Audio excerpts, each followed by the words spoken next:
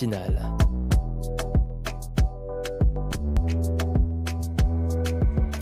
« 8h20 sur RMA au micro, Pranav Beeharry, l'invité de l'interview de la matinale ce matin, le Haut-Commissaire britannique à Maurice Paul Brummel. Bonjour, or should I say hello? Hello, bonjour tout.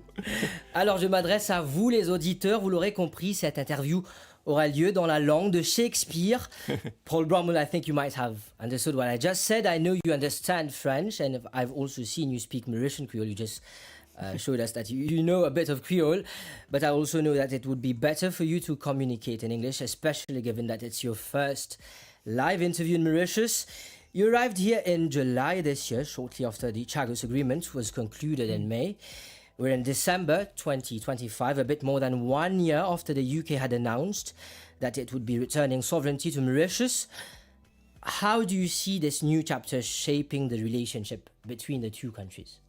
I think it marks a really important moment in our relationship. I think it does three key things. First of all, it shows both our countries respecting international law. Secondly, it is an agreement that safeguards the future of the Diego Garcia military base, which is so crucial both for regional and global security. And third, it sets the framework for a close, mutually sustaining partnership between UK and Mauritius going forward. And how important would of an ally would Mauritius be to the UK now? As you might very well know, Mauritius entertains excellent relations with superpowers like India and France. Both Narendra Modi and Emmanuel Macron in Mauritius this year. Any plans for Sir Keir Starmer to come soon? Well, I'm sure he would be made very, very welcome as Prime Minister Ramgoolam, I know, is no stranger to the United Kingdom. I think he was there recently, and we're certainly looking forward to seeing the Prime Minister in the United Kingdom next year. And how important of an ally is Mauritius now? Does it make Mauritius much more of an important ally for the UK, given that Mauritius was given back its sovereignty on the Chagos archipelago?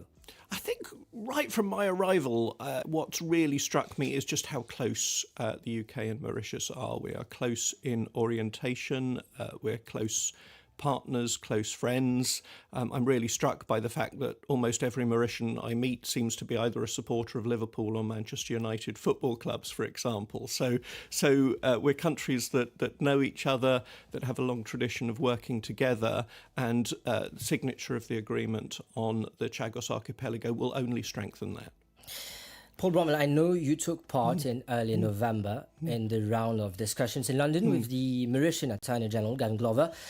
At the same time, the House of Lords has now wrapped up the committee stage of the Diego Garcia and BIOT bill.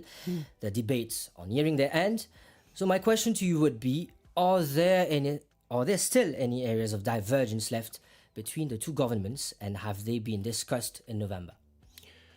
So thank you. So what I think is important to understand is that we signed, as you say, in May a landmark agreement on the Chagos archipelago. But there is an awful lot to discuss around implementation of that agreement. For example, around future arrangements for maritime patrolling, arrangements on migration, Mauritius's commitment under the agreement to establish a Chagos marine protected area.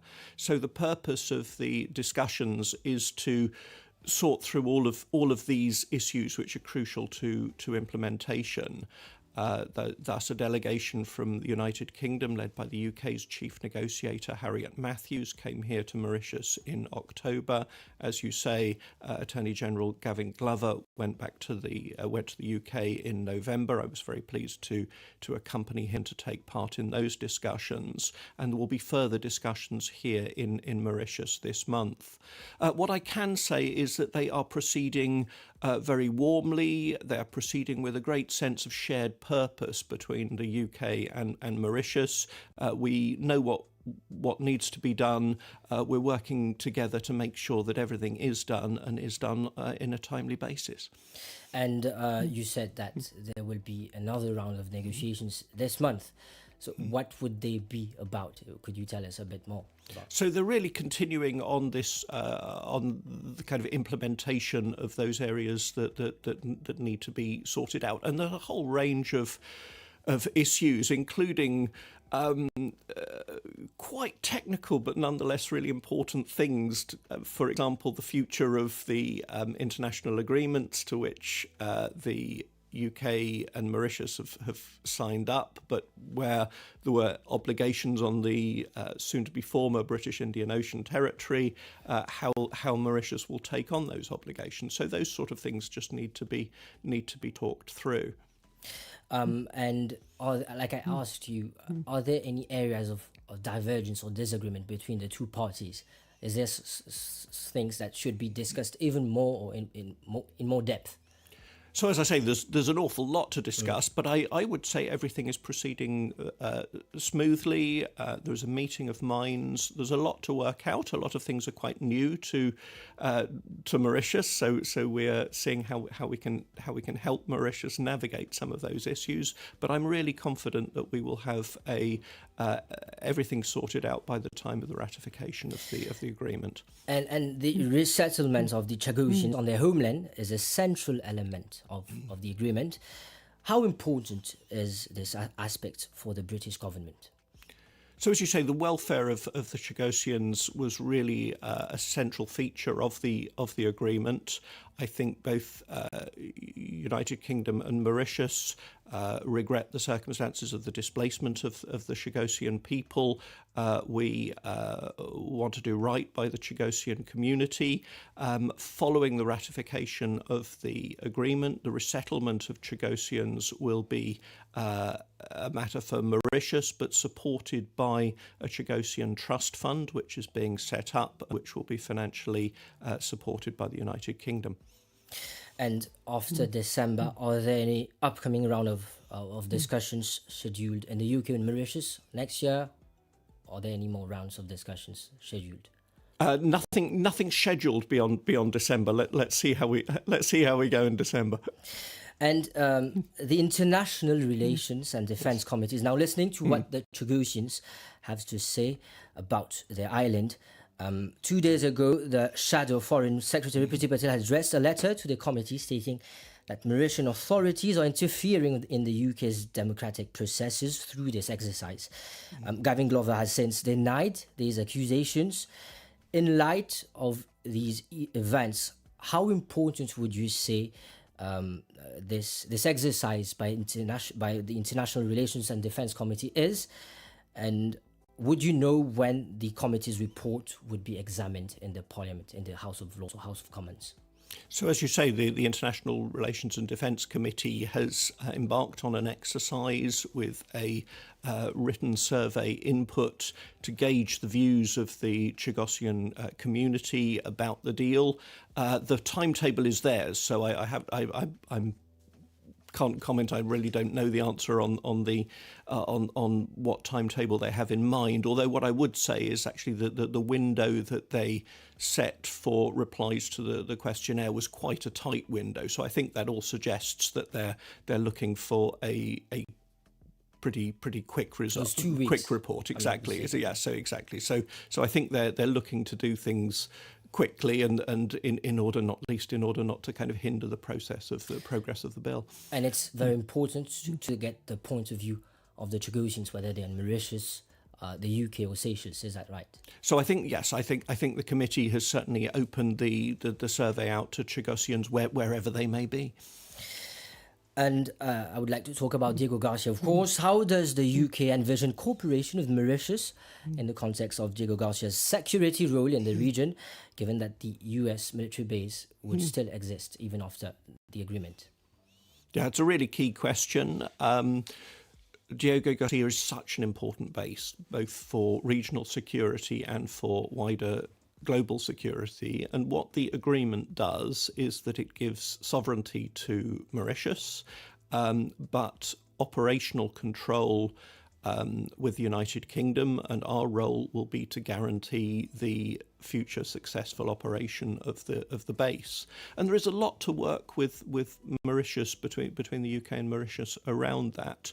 For example, in making sure that there are no malign activities taking place in the outer islands. Yes. We're cooperating quite closely, deepening our cooperation with Mauritius around the defence and security agendas. So, for example, we've nominated for the first time a non-resident defence advisor who will be supporting me, who's already made two quite extended visits to Mauritius, engaging with the police, with the coast guards, and with other authorities here on island to support that process. And moving on from the Chagos topic, a delegation from the UK's National Crime Agency was in Mauritius in early November to support the creation of a similar institution here. How did those discussions progress, and how do you view this initiative for Mauritius? What would be the next steps? Thank you. The discussions were very good. The UK is fully supportive of Prime Minister Ramgoolam's initiative to establish a Mauritian National Crime Agency. We think it's a really sensible step to further Mauritius's capability in tackling serious organised crime, in tackling financial crime, and in ensuring that Mauritius is able to meet the requirements of the Financial Action Task Force review coming up in 2027. The UK has a national crime agency, and so we're giving support. We're suggesting areas where the UK has experience that Mauritius might like to learn from. But I think the key thing I would emphasise is that it is a Mauritian national crime agency. So Mauritius is kind of free to draw from UK experience, but it will be a tailored Mauritian product. It will be very much your national crime agency. But of course, we would have the support of investigators from the UK, because a bill was just passed a few days ago with regards to getting help from foreign officers. So the UK would be able to support even more the Mauritian police. So I think the legislation that was recently passed does facilitate the work of non-Mauritians in kind of supporting operations, and I think that simply reflects the growing complexity and internationalisation of crime. That really means that sometimes sort of external support is helpful, and where the UK is being looked at as the source of that external support, of course, the UK is very, very happy to support. And Paul Brummel, given your extensive diplomatic experience in Latvia, Romania, the Caribbean, Central Asia, and elsewhere, what perspectives do you bring to Mauritius, and what priorities will drive your tenure here?